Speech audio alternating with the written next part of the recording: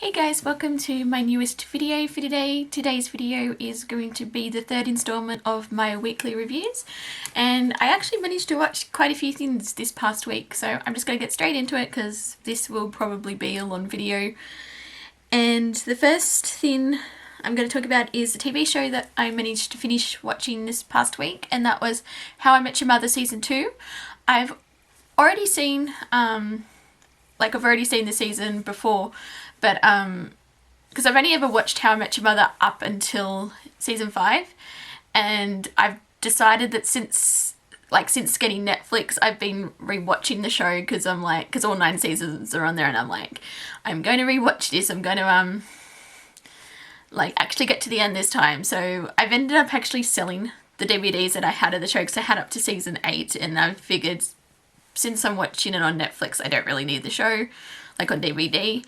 And but yeah, no, I've been really enjoying the rewatch because it's it's a very easy show to watch. Yeah, especially the early seasons I thought were really great. Especially I don't know, it's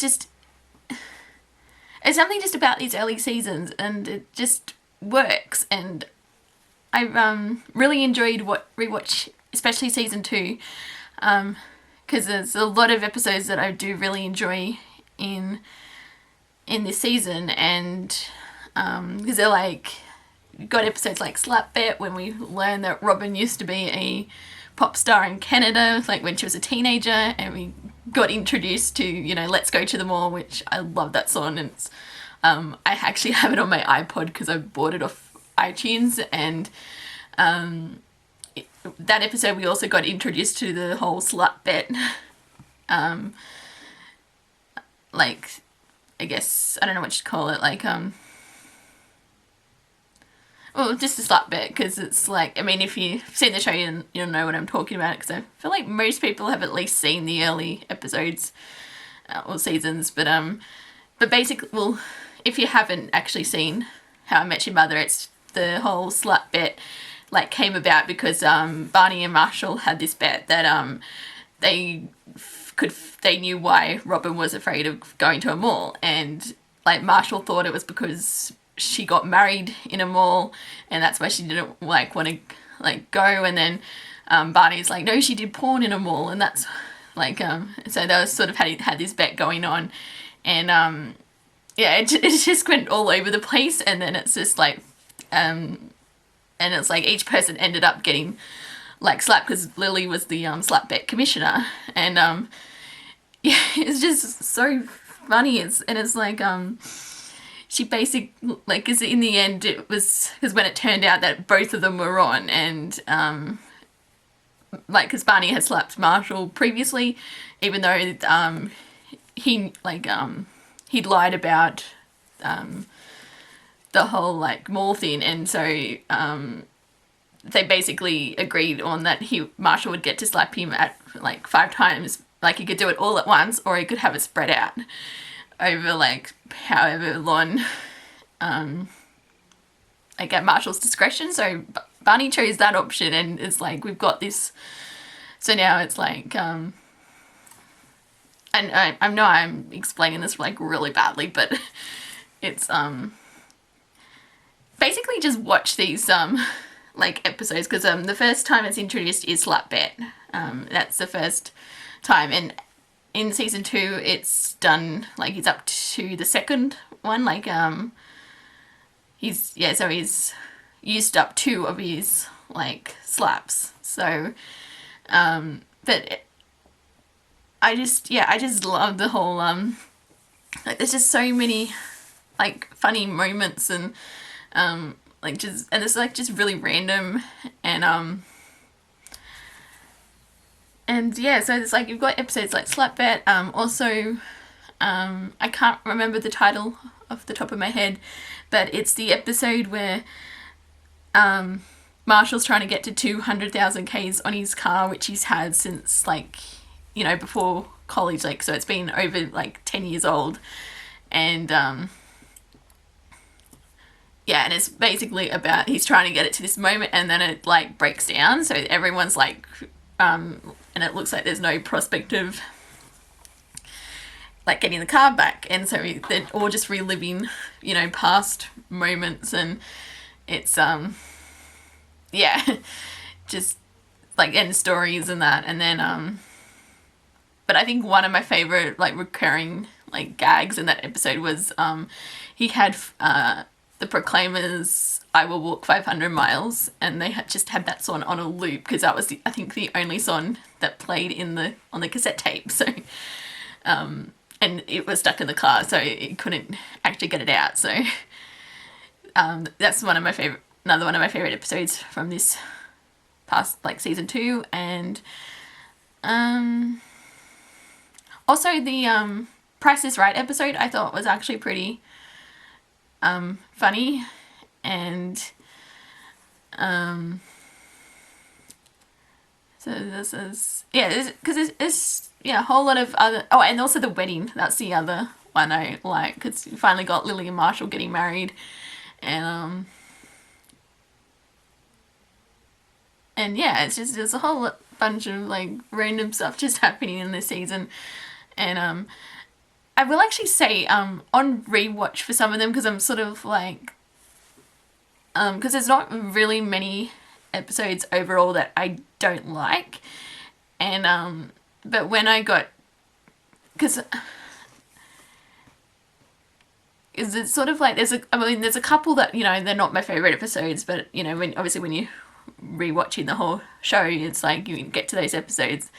And one of them was How Lily Stole Christmas, because initially I didn't like the episode because I thought I mean, it has its moments, but I'm just like I mean, yeah, can see why she reacted the way she did, because, you know, being called that word, which is not cringe.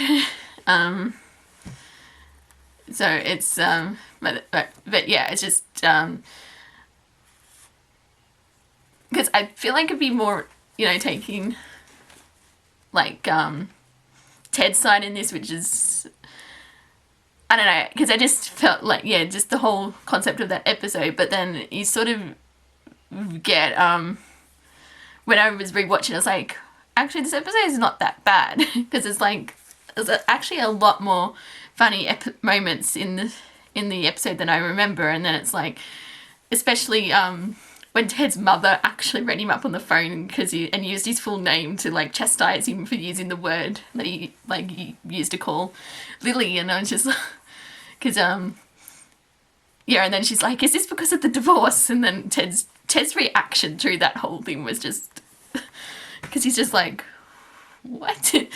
But yeah, no, it's because I honestly think season 2, I mean, it's been a while since like I've obviously seen the later seasons, but I think season 2 is one of my favorite seasons from memory. But obviously, because I feel like, because I know like people say like 1 to 4 they're really good, and then it starts to go downhill from there. But I've only seen up to season 5, so I can't, you know, say like with season 6 and, you know, all the other seasons. But I mean, I already know about the ending. Like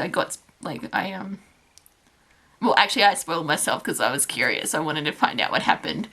But yeah, so I know all about that ending, but I'm just, yeah, for the time being, I'm just enjoying myself, like just rewatching the show. And yeah, it's, you know, getting to watch a few episodes at a time, like, because that's how I sort of do it with my comedies that I'm watching on Netflix. I just watch like 3 episodes at a like in a go, like one go. So, but no, but overall, How Much You Meant the season 2 was, yeah, just a lot of fun. And I think if I don't know if I normally rate the TV shows that I watch, but I would probably overall rate this one a 9 out of 10 if I was rating the season. So that was How I Met Your Mother season 2. And then going into the movies that I watched over the past week, first up I rewatched the first 2 Mission Impossible films, because after seeing Rogue Nation I was just in the mood for more Mission Impossible, and I decided to revisit all the previous films, which I know most people watch them before the new one comes out. I did it in reverse, so because I'm weird like that. But no, it's just because it's been according to my film aficionado account, I think that's, or film account as I call it. The last time I'd watched the first few Mission Impossible films, like the first 3 films, was in September 2011. So I was well and truly due for a rewatch. And I put on the first one, and well, actually, my first reaction was when I was going through the cast, like the when they were going through the intro, and then I was like, oh, I forgot Vanessa Redgrave was in this. So I forgot she was kind of like the one of the, I guess, I can't really describe what her role is because she wasn't like an outright bad guy, but she was more like yeah, she's just,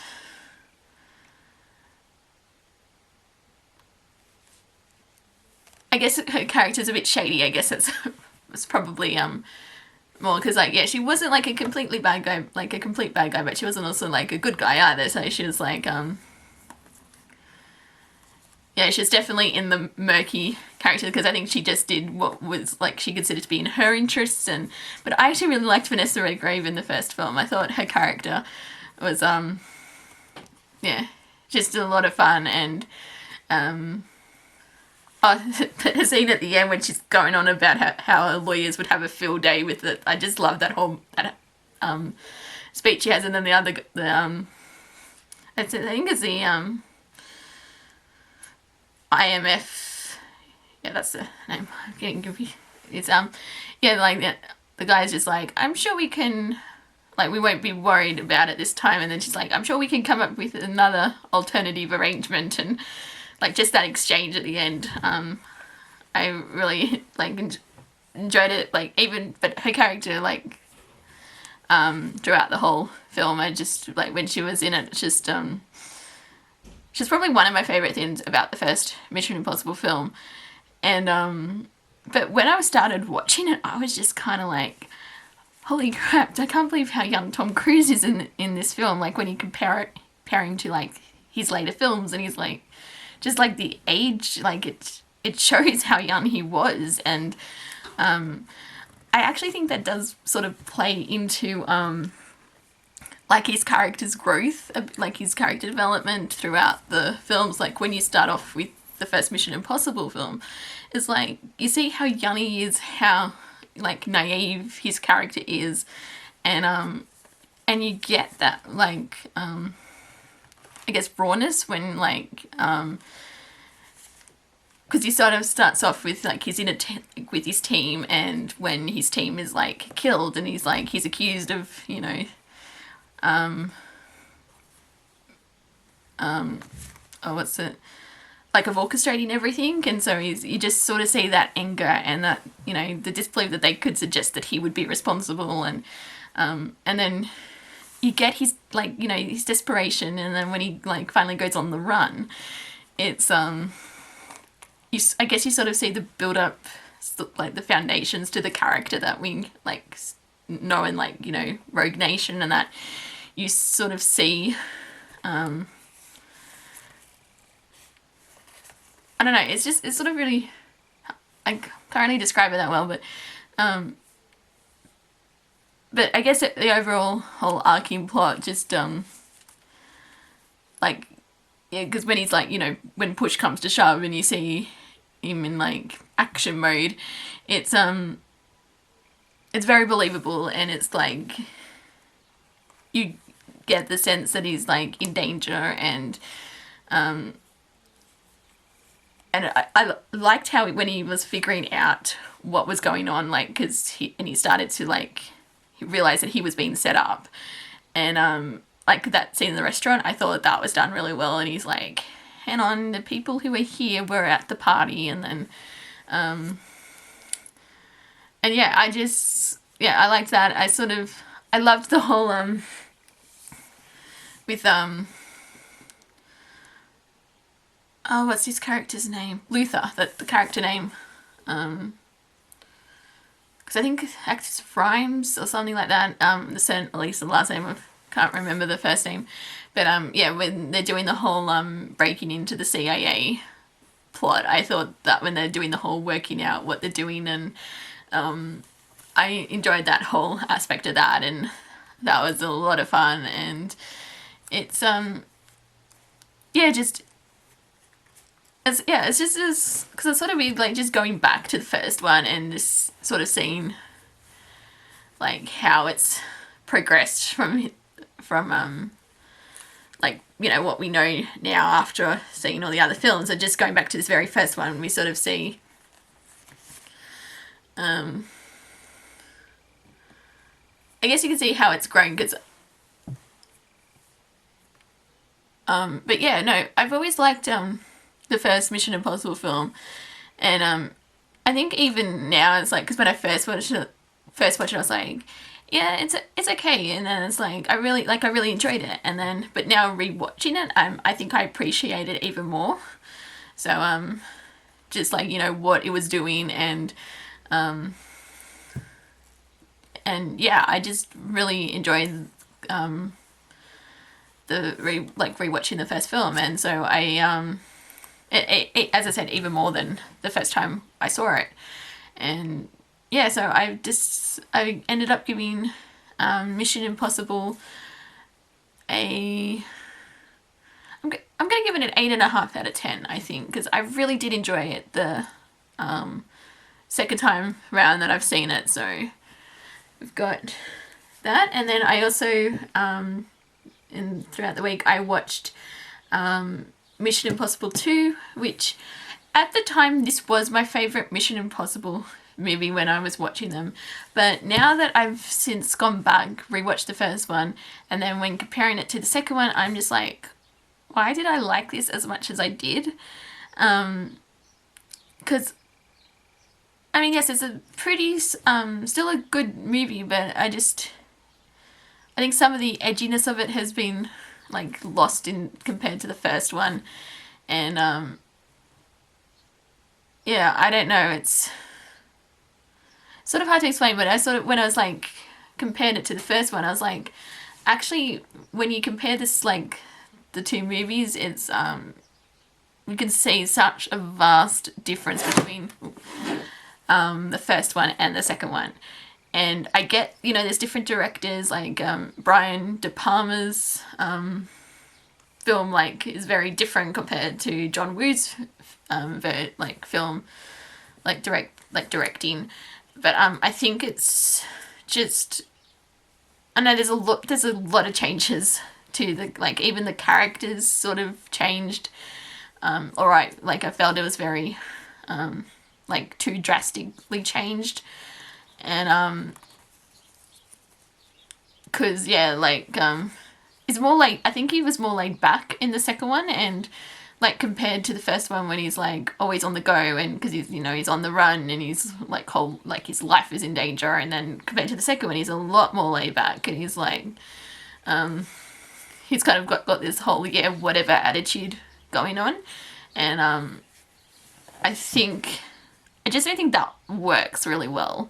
Don't get me wrong, I still like Mission Impossible 2. I just don't like it as much as when I first saw it, which is sort of strange, because I said the same thing about the first one. I was like, yeah, I didn't like it as much when I first saw it, but then I really loved it when I rewatched it, and I think the same things happened just on a rewatch value, like and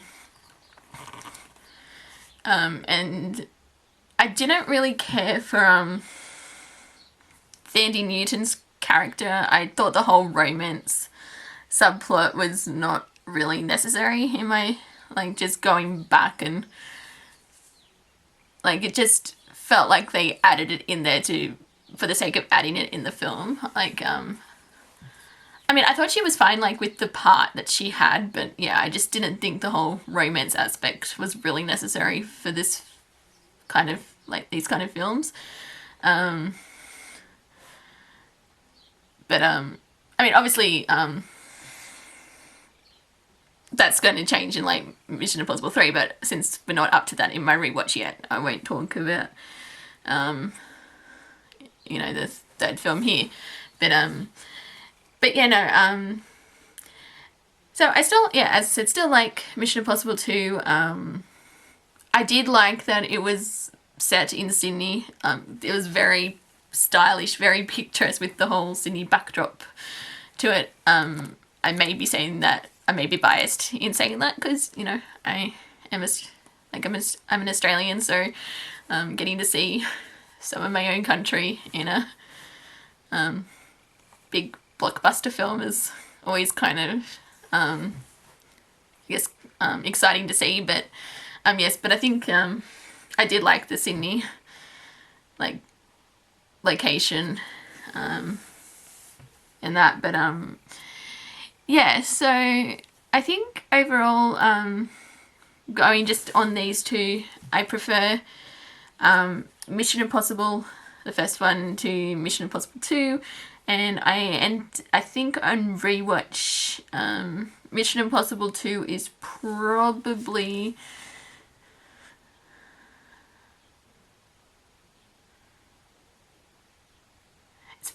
closer to a 7.5 out of 10. Like, I still like it, just not as much as what I initially liked it. So, like, when I first watched it. So that's Mission Impossible and Mission Impossible 2. And then I watched As Above, So Below, which I had never seen before, but I don't know, I was just randomly in the mood to watch a, I guess, found footage horror film, and this is the one that I decided to watch. And I know this has gotten a lot of mixed reviews, more negative than positive, because I think it's got like a 6.4 rating on like IMDb, and it's a lot of people, yeah, didn't really care for it. But you know what? I actually enjoyed it. Yes, it's not the greatest film ever made, but just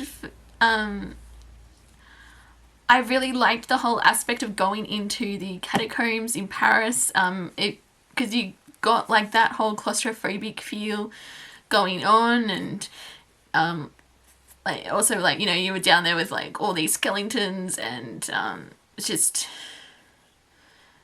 yeah, it was just that whole like part was like, yeah, really claustrophobic, really tense, and some of the imagery that came from like some of the scenes, they were actually quite brutal, in the more brutal than what I was actually expecting. But like, I didn't find it like, you know, particularly scary, but I think it was more like,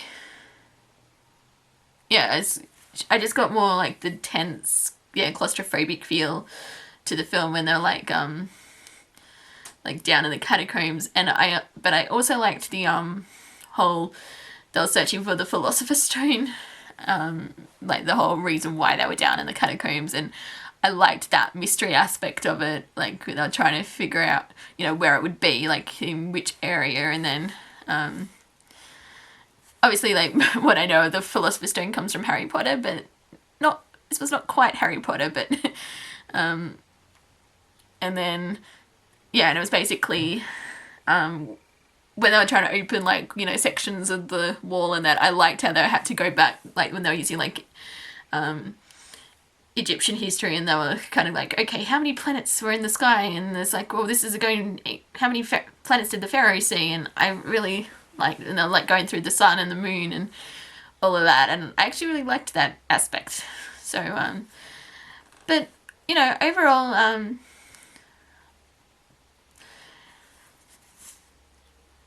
yeah, it's,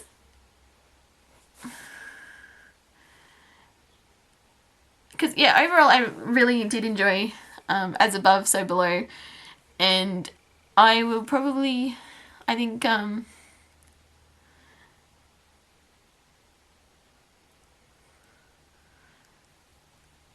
think a 7 out of 10 is what I'll gave the film. So that's As Above, So Below. Then I rewatched BMX Bandits, which had been a few years since I've seen this film, and yes, it's cheesy as hell, but I enjoy it. It's a lot of fun.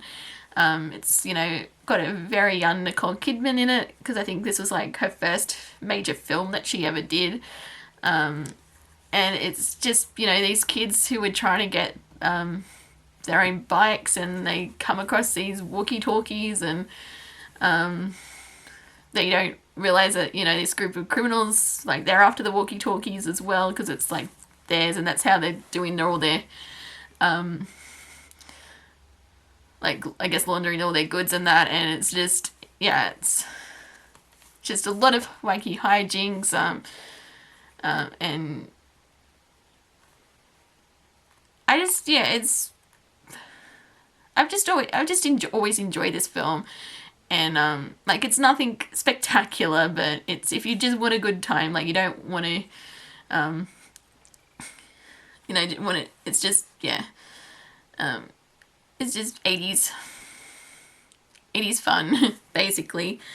And I will say that, because I watched my Blu-ray copy of it, because I initially had this on DVD, and I remember when I was watching the DVD, I was like, this is really dated, like, the quality was not that good. Like, it was a really bad transfer, but I watched it on the Blu-ray, and I was like, wow, this is better quality than I remember it being. And I think it's one of the cases where you can really tell, like, that the transfer, like, being really, like, they did a really good job transferring this film to Blu-ray. It's, because it's just, yeah, like, the picture quality, like, in itself was improved, like, a mile compared to what I remember the DVD being. But it's, I definitely, if you have the film on DVD, I recommend upgrading to Blu-ray. It's a film that benefits from the treatment, like Blu-ray treatment. So, but I ended up giving BMX Bandits is a 7.5 out of 10 for me. So, and then I randomly watched The Guest. I say randomly because this film was nowhere near on my radar at all. And I heard Chris Stuckman talking about this film, because he really enjoyed it. Like, I think it's one of his favourite films from last year.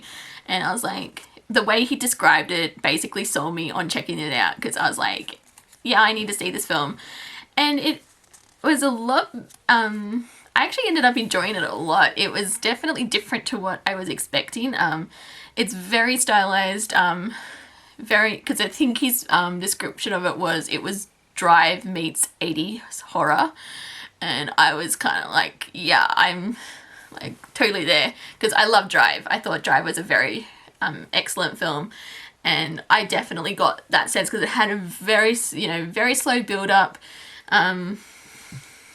You just got sort of, because it's very slow, like, for the first, I guess, 45 minutes, and you're starting to get, you know, this, obviously, like, the whole sense that something's coming, like, because you get, okay, what's this guy's deal, is he who he says he is, and you sort of have that mystery element to it, and as, like, you know, all the other characters are trying to work out what's going on. But then as soon as it hits, like, basically this film does not hold back. I think it gets way more intense than what, like, Drive did. It was just brutal the last hour or so. It was just, yeah, they did not let up. It was very bloody, very very tense. It was insane. And especially the last probably 20 minutes, when they're in the haunted house, school carnival thing, and they're in the mirrors, and, like, I thought that scene was, like, done really well. And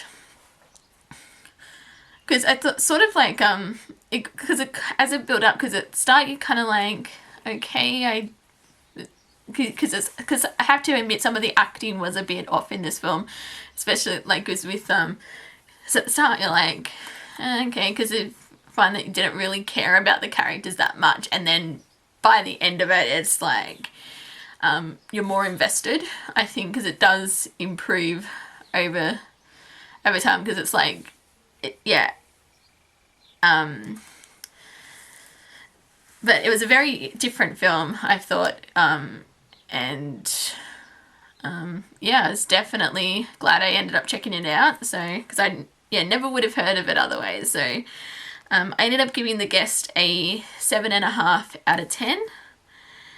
And then I watched, I finally got around to seeing Godzilla, the original 1954 black and white film, and I absolutely loved it because I've only ever seen the 2014 Godzilla, the American remake, I guess you'd call it, that came out last year. I loved that, but I've always been wanting to see the original, and so I've actually ended up finding it online, and I was like, okay, I'm gonna watch this, and yeah, I was just, it was such a good film. Like, even if the subtitles were a little all over the place, because like I don't know if that was just my version that I watched or if that's the actual copy, because it felt like there was good portions of dialogue where there wasn't any subtitles, so that, and then it would randomly cut in and there was be a bit of dialogue there, and you're like, okay, what did they say before that though? But in all honesty, I didn't actually mind that I couldn't understand parts of the story, like what the characters were saying, because I think, you could probably have watched the whole film without subtitles at all and you would still follow the basic gist of what was going on, because just the way that they portrayed it on screen, and it was yeah, for a film that was made in like 1954, it was actually some, like, yeah, it was just done really well, and it's like the whole background, like with the radiation, and you had this, they sort of had the whole dilemma on, like, they didn't want to kill Godzilla, and it's sort of like, because watching it, you're sort of like, a lot of it was still very relevant to today, like what was going on in 1954. Like, a lot of the stuff is still applicable to,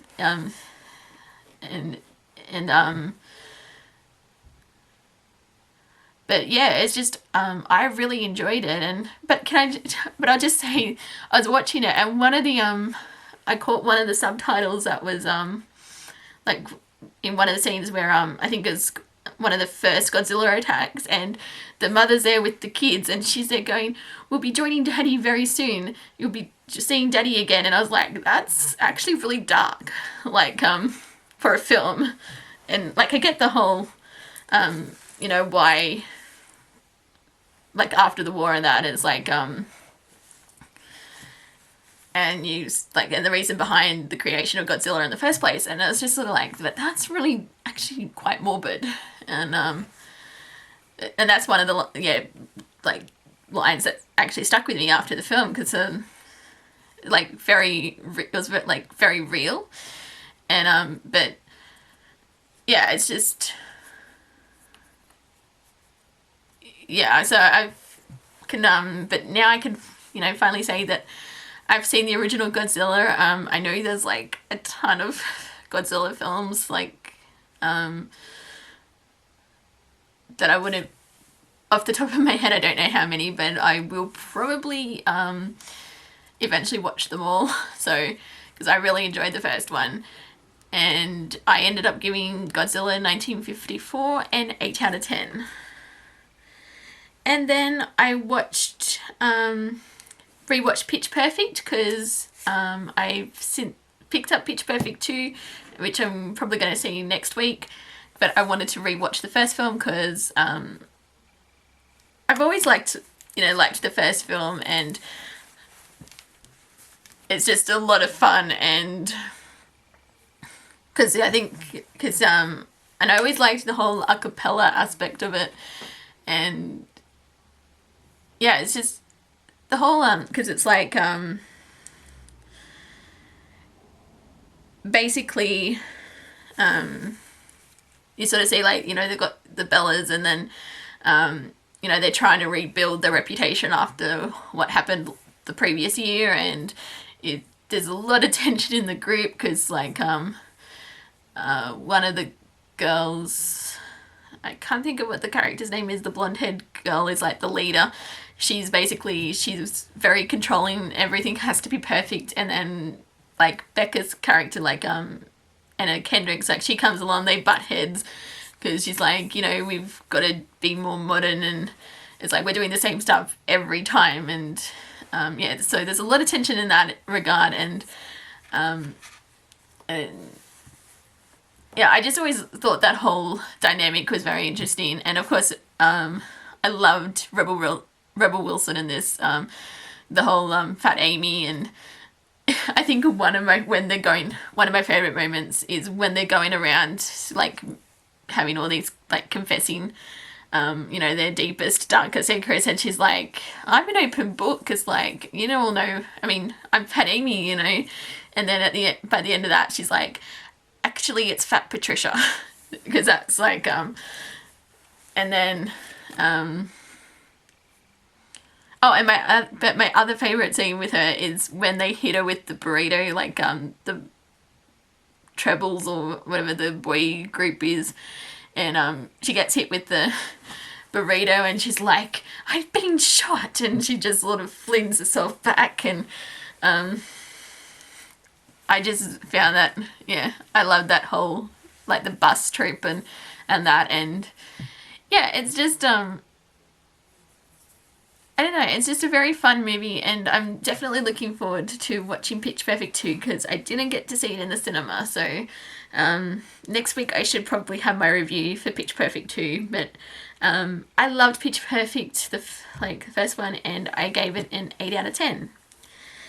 Then the last of the regular films that I watched was Kung Fu Panda 2, because a couple of weeks ago I reviewed Kung Fu Panda, the first one, 2008, and I loved Kung Fu Panda 2 just as much as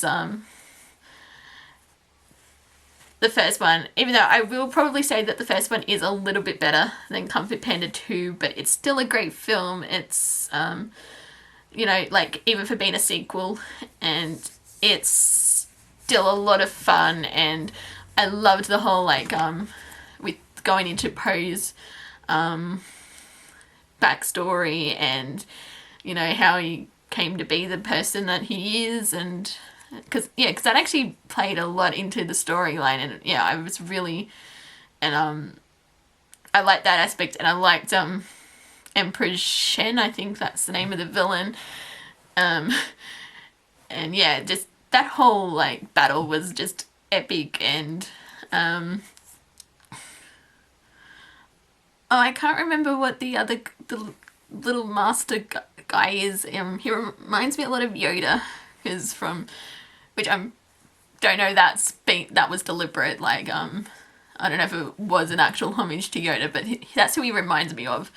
And yeah, when he was getting in among the action in the battle, and I also one aspect of the film I really did like was Poe's relationship with his father, because, you know, he sort of got the whole, oh, I think, got to tell you, I think you're, like, when they was telling him that he was adopted, and he was kind of like, oh, I kind of already knew that. And he's like, oh, why didn't you say anything? It's like, why didn't you say anything? Because yeah, I thought that was actually done really well, like, when he's telling him how he found him, and then from that you sort of get to see the pieces being put together. And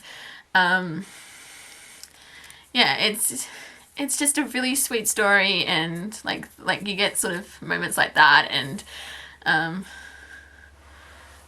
also, like, the animation is also done really well in this, I thought, when, especially in the flashbacks, when you're getting that, and when you couple that with the music, the story's just done really well. And yeah, you know, I was just finding myself engrossed in it, like, from start to finish. And I was just had such a fun time with this film. And it's yeah, so as I said, I don't think it's as good as the first one, but it's still enjoyable. It was still a great film, and I'm definitely looking forward to seeing Kung Fu Panda 3 next year, because I've now, you know, because actually what inspired me to finally go back and catch up on these films was that, because I saw the trailer, I can't remember what film it was that I saw it in, But I saw the Kung Fu Panda 3 trailer, and that was like, you know, I really should see Kung Fu Panda 1 and 2, and so I finally have, and I love both films, and yeah, can't wait for Kung Fu Panda 3, especially where Kung Fu Panda 2 ended up and what we know in the trailer. So I'm very excited for it. And I ended up giving Kung Fu Panda 2, I think this is another, again, an 8.5 out of 10. And then we get to the film that I saw at the cinema, and yes, I did end up seeing Fantastic Four, and I know you're probably there thinking, why would you do that? And I guess I'm a sucker for, what's the one that's like a glutton for punishment, because I was like, I wanted this film to do so well, and I was like, I wanted it, because this film was being hated on so much, and I was like, it would be perfect if this was such a great film, and then all the naysayers would have to eat their own words, and the naysayers were right, pretty much. I mean, I will say it probably doesn't deserve the 9% rating it has on Rotten Tomatoes. I didn't think the film was that bad. It occasionally gets some moments, like you can tell that, you know, somewhere in there is a good story. It's just not realised. It's, as others have said, there's too much exposition, not enough action for a superhero film. And you don't get that sense of danger, you know, like, because you don't feel like anyone's,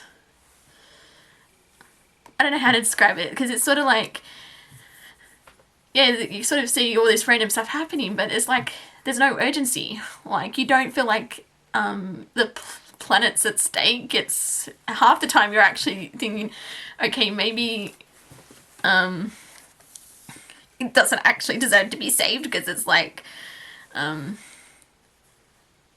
because it's just, yeah, it feels like there's no one in there who actually does care about, you know, what's happening, and I think that shows through.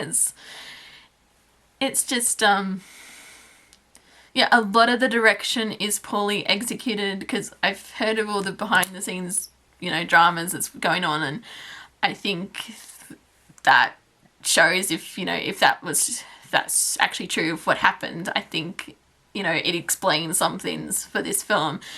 It's all over the place, like character motivations. You just don't care about any of these characters, and you just sort of like,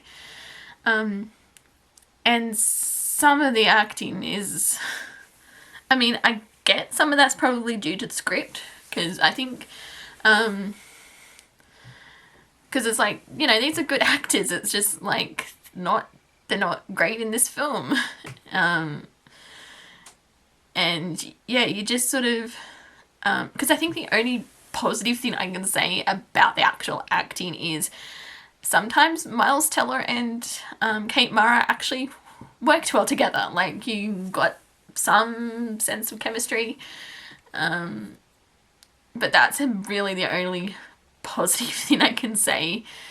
It was just, yeah, because watching it, and I'm just like, especially like, you know, there's one scene in particular, I'm just like, you should be way more upset about this. And, you know, they're just like, I think they're basically like, oh, I have to cry in this scene, and it's so forced. Yeah,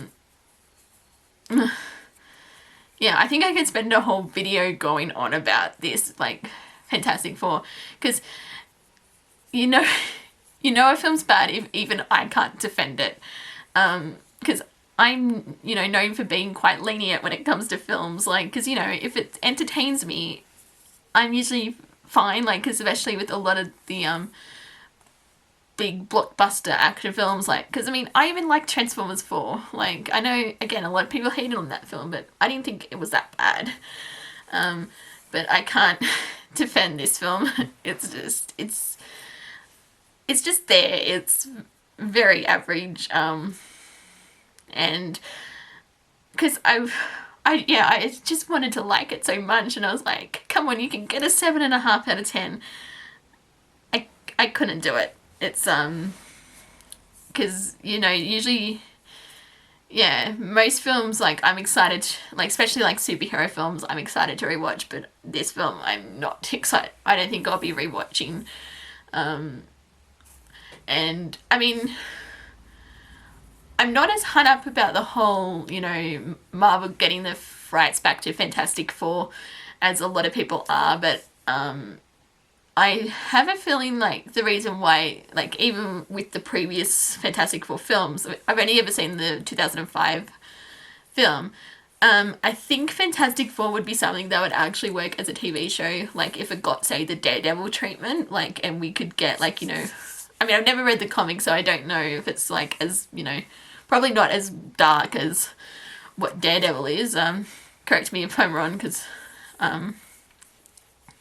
just based on what little I know of Fantastic Four comics and that, I think it would work really well as, you know, say a Netflix show or something. I don't think it's meant to be a movie, just because I think they're trying to do like an origin story, and then most of the movie ended up being origin, and yeah, there wasn't any, like, as I said, like, the character motivations were just all over the place, and I feel like if in this case it would work as like, he's, even with Daredevil, like, he'd build up over, like, you know, the course of, say, 10 episodes, 12 episodes,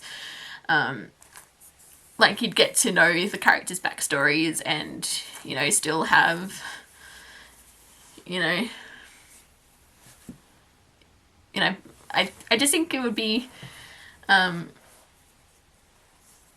yeah, a better option. I don't know if that's just me, but personally, that's my two cents.